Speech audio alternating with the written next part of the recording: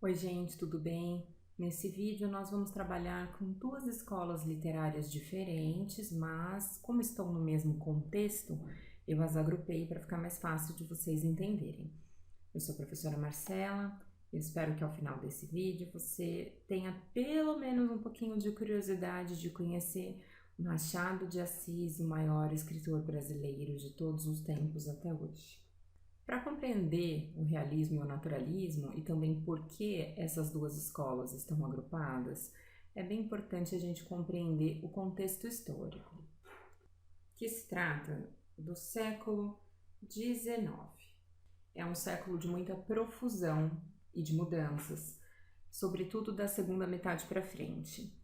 4 movimentos científicos e de pensamento vão ser os responsáveis por tantas transformações. O primeiro deles é o positivismo. O positivismo, proposto lá pelo Auguste Comte, vai trazer a ideia do método científico moderno que a gente utiliza até hoje nas universidades, por exemplo. É a ideia de que uma coisa só é verdade se ela for feita repetidamente, à exaustão, e trouxer os mesmos resultados. Então, o positivismo não deixa lugar para nada que não possa ser provado por meio de experimentos. Nesse sentido, a religiosidade é posta de escanteio dentro desse contexto do século XIX.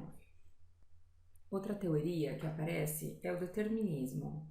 O determinismo é proposto pelo Hipólito Taine e ele vai trazer como ideia a de que o homem é determinado. Ele é determinado por uma tríade composta pela raça, conceito não é mais aceito, mas era no século XIX, pelo meio e pelo momento.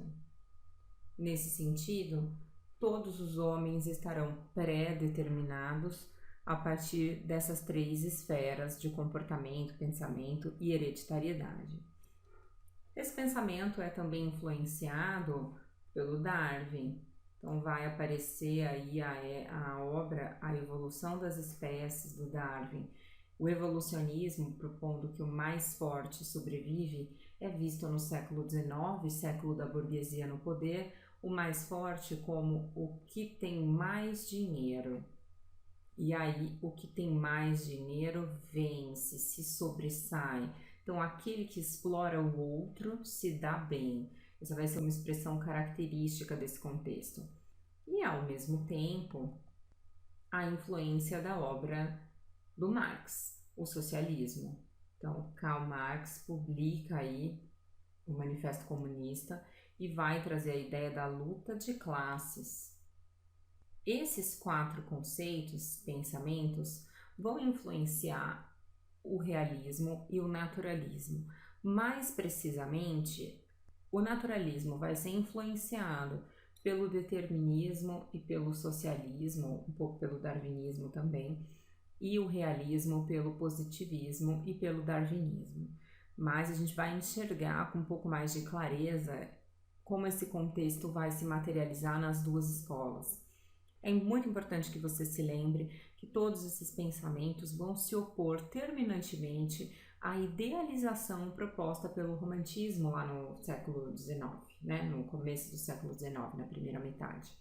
O romantismo propõe, então, que se uma sociedade não corresponde aos anseios, ela deve ser idealizada. Nesse sentido, cria-se outra, para a qual se pode também fugir pela loucura, pela morte, para a infância.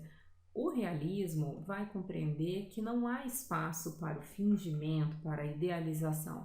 O positivismo traz essa ideia de que as coisas devem ser retratadas do jeito que são.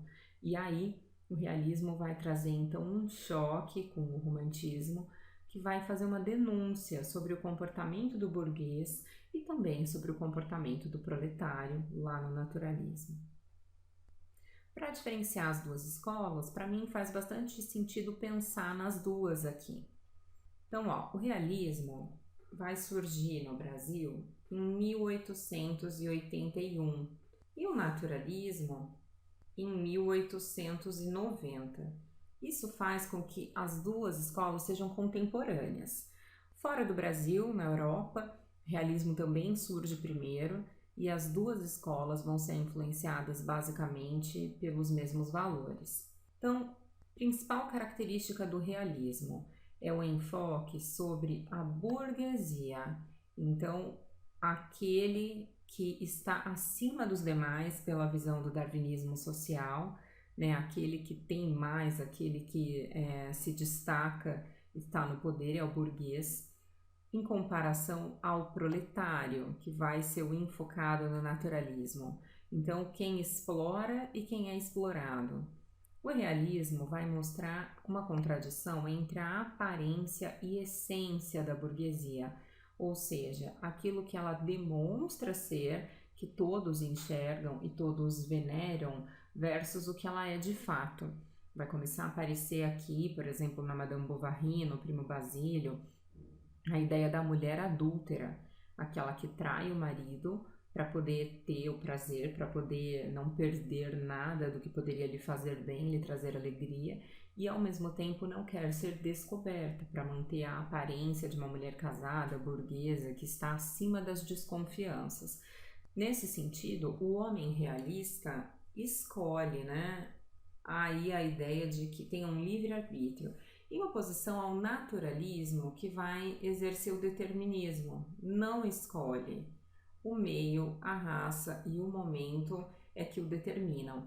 Então a gente vai enxergar na obra O Curtiço, por exemplo, a presença do determinismo muito forte. Mesmo os homens considerados superiores, brancos, né, já que a gente está em um contexto pós-abolição e o negro ainda visto como inferior, então o branco, aquele que é visto como superior, vai ser determinado pela quantidade de negros que existem em um meio que seja ruim, que seja degradador das características humanas, e vai se comportar da mesma forma. Então não há a escolha, há o determinismo. O realismo vai gostar muito do psicologismo, ou seja, interessa como o burguês se sente, interessa as suas explicações, as suas justificativas para os seus comportamentos, mesmo os que sejam considerados incorretos.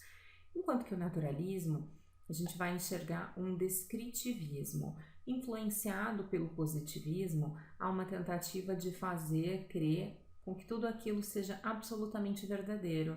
Então, quanto mais eu descrevo, mais científico fica, trazendo uma impressão de verdade. Dois mestres vão surgir nessas duas escolas, no realismo o Machado de Assis e no naturalismo o Aloysio de Azevedo. A gente vai falar de cada um deles separadamente nos próximos vídeos. São autores que valem a pena ser conhecidos, as listas dos grandes vestibulares têm cobrado por eles há décadas. Machado de Assis, o maior escritor brasileiro, né, um dos maiores em língua portuguesa, ao lado aí de Camões, de Fernando Pessoa, e o maior escritor negro do mundo ocidental também. É nosso, brasileiro, há muitos títulos sobre a obra dele. Então, tomara que você se anime em conhecer esse grande escritor. Nós vamos ter um vídeo só dele. Eu te espero. Até lá!